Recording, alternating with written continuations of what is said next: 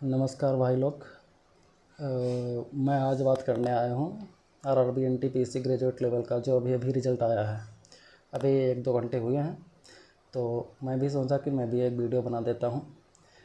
मैंने भी फॉर्म डाला था और एग्ज़ाम दिया था। मेरे रॉ मार्क्स मैंने यूट्यूब पर अपलोड किया था। लगभग 69 के आसपास बन रहे थे, और सबसे ज़्यादा हार्डेस्ट शिफ्ट में था मेरा। सबसे ज़्यादा मेरा हार्डेस्ट शिफ्ट में था।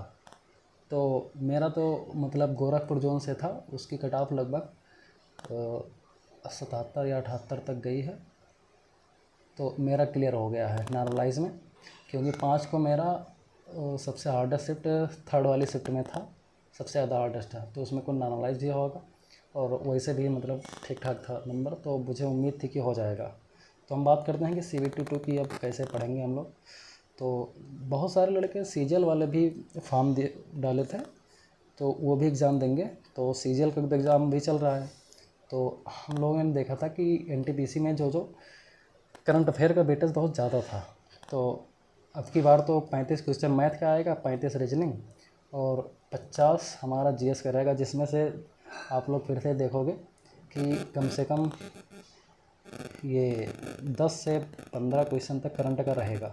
तो मैं तो कहूँगा जिसका सीजीएल एग्ज़ाम हो गया है वो करंट अफेयर पर फोकस अच्छे से कर लो, और जीके पर ध्यान दोगे तभी फिर तुम्हारा होगा।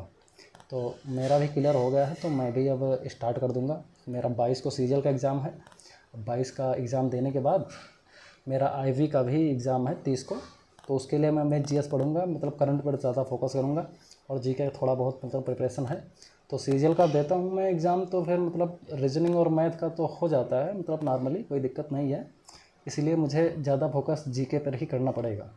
तो आप लोगों से भी मैं यही कहूँगा कि आप लोग भी जीके पर ही फोकस करो ज़्यादा, अगर मैथ रीजनिंग की तैयारी है। और मैथ्स और रीजनिंग का आप सेक्शनल टेस्ट देते रहो, जिससे तुम्हारी स्पीड ठीक ठाक रहेगी और रिवीजन भी टॉपिक होता रहेगा। जीके पर ध्यान दोगे तो एवरेज अगर ठीक ठाक मैक्सिमम क्वेश्चन कर ले जाते हो, तो ज़्यादा तुक्का नहीं लगाते हो, तो फिर अगर ठीक रहता है तो फिर फाइनल रिजल्ट में नाम देखने को मिल सकता है। मैं भी यही उम्मीद करूँगा यार कि हो जाए अब की बार। 2-3 साल हो गए पढ़ते पढ़ते। तो फिर आप लोग भी करंट पे फोकस करें। करंट पढ़ने के लिए आप किसी से भी पढ़ सकते हो। परमार सर हैं, उनका करंट के मैगज़ीन से पढ़ सकते हो, या वो परचम की जो मैम हैं उनसे पढ़ सकते हो। परचम के मैम वाला जो करंट मैगज़ीन रहता है बहुत बहुत अच्छा रहता है, मतलब डिटेल में रहता है। ये वन लाइनर रटना नहीं रहता है। वन लाइनर वाला यार थोड़ा सा रटने में दिक्कत हो जाती है, फिर लॉन्ग टाइम तक याद नहीं रहता है। तो परचम का जो दिया रहता है वो 160 का, या मंथली में जो मैम लेती हैं 160, वो उससे तुम कवर कर सकते हो। उसमें बहुत अच्छे से डिटेल में दिया रहता है, जिससे मतलब 1 महीने का लगभग रहता है 40-50 पेज। तो मैं तो कहूँगा कि अगर करंट का करते हो तो जनवरी 2025 से करो।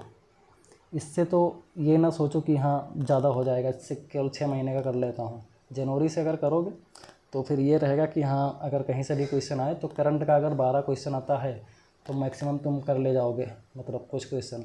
अगर करंट का नहीं कर पाओगे तो फिर पेपर ख़राब होने के लिए, क्योंकि अब CBT 1 जिसका जिसका क्लियर हो गया, अब जो जो लड़के आए हैं क्रीम लड़के हैं, तो उनमें फ़ाइट करने के लिए मतलब हमें मैक्सिमम अटेम्प्ट करना है। उसमें मैक्सिमम हमारी एक्यूरेसी भी होनी चाहिए।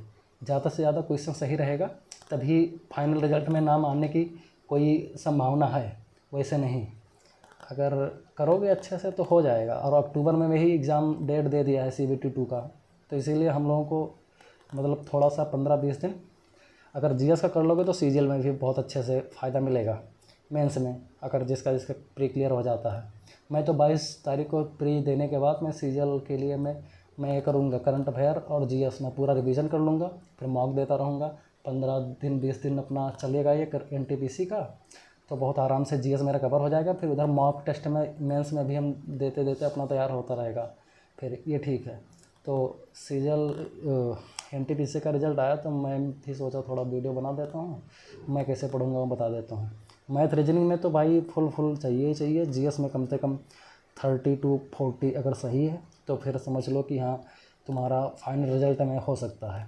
अगर नहीं होता तो फिर यार मैं क्या बताऊँ, देखो जैसे पेपर आता है उस हिसाब से कट ऑफ जाएगी। अब इसका कट ऑफ देख ही चुके हो, गोरखपुर का सबसे ज़्यादा कम वैकेंसी रहती है लगभग, उसका कट ऑफ भी बहुत ज़्यादा है, 77 से 78 कट ऑफ गया है जनरल का, और ऐसे ही और सब गया है। तो चलिए करते हैं। अब 22 को मेरा एग्ज़ाम है, मैं दे लेता हूँ, फिर मैं भी करूँगा और मैं वीडियो डालूँगा फिर से। चलिए थैंक यू, और चैनल को सब्सक्राइब नहीं किया तो चैनल को सब्सक्राइब कर लीजिएगा। Thank you.